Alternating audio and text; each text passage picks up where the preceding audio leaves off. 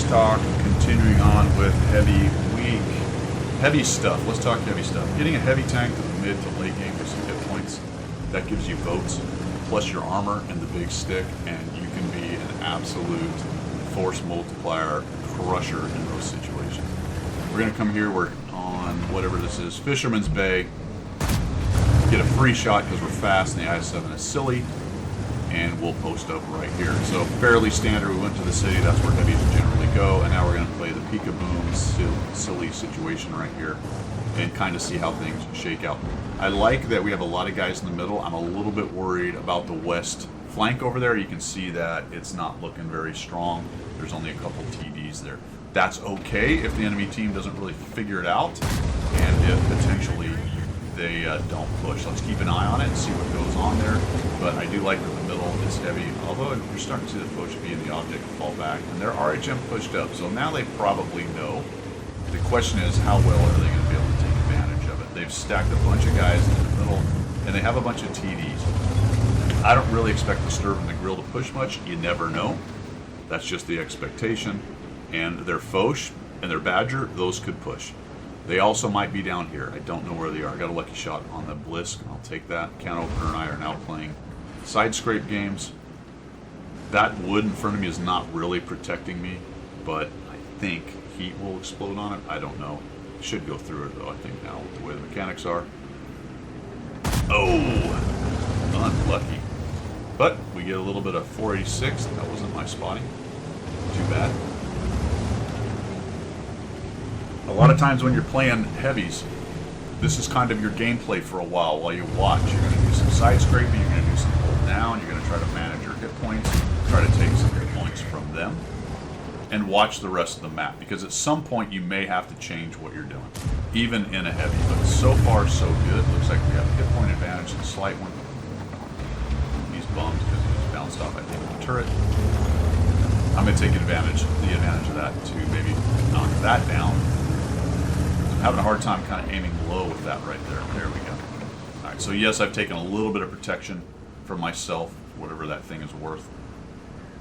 At the very least, one thing it does is stops them from highlighting you.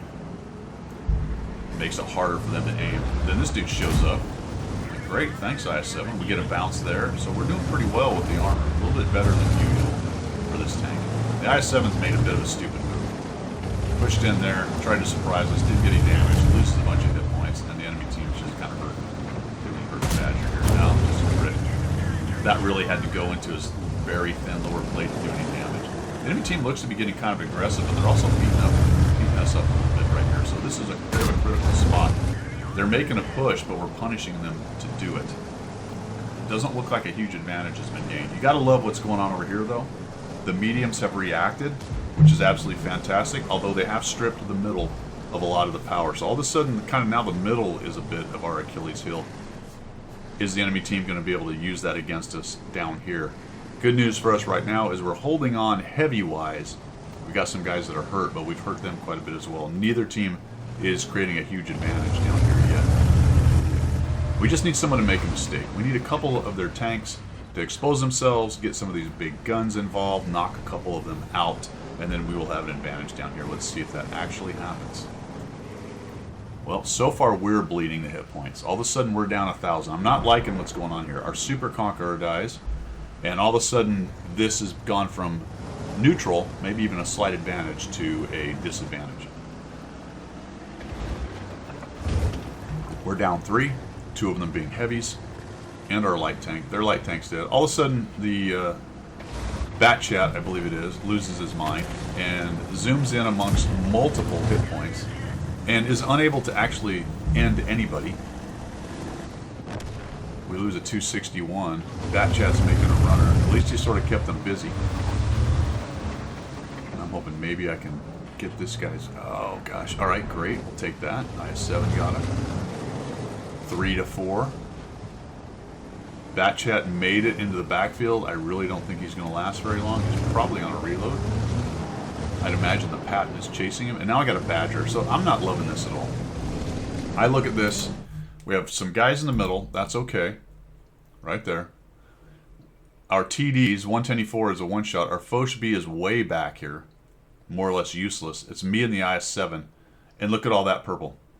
I don't like this. I don't want to be here when they all show up. Yeah, they might get hit by a few guys, but I'm probably going to lose that. So I'm already getting a little antsy. So far they haven't pushed, so I'm not going to make a big move. 110E4 got the IS-7. That was huge. There goes the Bat Chat. He's dead. So that little YOLO ended up in a dead tier 10 medium. Although not great. It probably can be said that he did slow them down a bit over there and cause them some issues, but all of that is over, and the enemy team did not really expose themselves too much. I think we got a tank or two of them dead. Now we lose another IS-7. Oh crap. Toward the IS-7. And they know it. Here they come. So purple team knows that they have the advantage down here. Gives me a side shot, and I'm not able to capitalize on it. Now we got the Blisk, the Badger, the Foch, and an MBTV. This is bad. I know I'm screwed. Honestly, right now I expected to back out a bit here and have them all come flooding around the corner and kill me. I really expected that to be the end of it. That was dumb on the Foch's part. I mean, he didn't really have the hit points to do that, so we knocked him out. And I'm just falling back. Like, all right, let's see if they like the 110E4. Honestly, I'm using the 110E4. I feel bad about it, but again, I don't want to be there when the MBT, Badger, and Blisk come around the corner. But I am noticing the Foch has moved up, so all of a sudden I feel a lot better about this. He's finally kind of getting into the game. So I'm going to fall back over. Instead of kind of going back and then over to the west, I'm going to actually fall back this way to the east side of this so I can support the 110. And I see the 110 moving back. He's kind of being smart. What I was about to say is I was sort of hoping the 110, they'd push up against that building. The 110 would proxy light, and we'd have an idea of where they are, and maybe we could punish them when they came around the corner. Now that my TDs have moved up, I'm the heavy tank, so I've got a turret. 110's got kind of half turret. I need to be available to these dudes to work over any of their tanks that push in. Kind of even it up again. Okay, good. I see it. There's the Badger. I got lit. I don't really know how. I think maybe they're Bat Chat or medium or something up high. I was a little bit worried about that. There's the Bliss. Okay. Foch is, oh, very nice. The 110 took him out. So the Foch got the light. And now I think, based on what I'm seeing, is I wanted to jump all over the Badger, but the MBT shows up. There goes the Foch after the Badger. Let's push in here and try to help the Foch kill off this Badger if he needs it. He may not need it. Looks like he's going to, yep, there you go. Absolutely brutal. If that thing can end its shots, it has a massive alpha slash, sorry, not alpha, but burst potential. I figure I'll probably get hit by this guy. I don't care. Oh, don't dump. Oh, okay. Well, shoot. That went poorly, okay? Trying to block is so dumb. One of the dumber parts of this game, guys. Just something to think about when you're face hugging is you'll notice that I was attempting to put my gun barrel into his gun barrel to block any shots.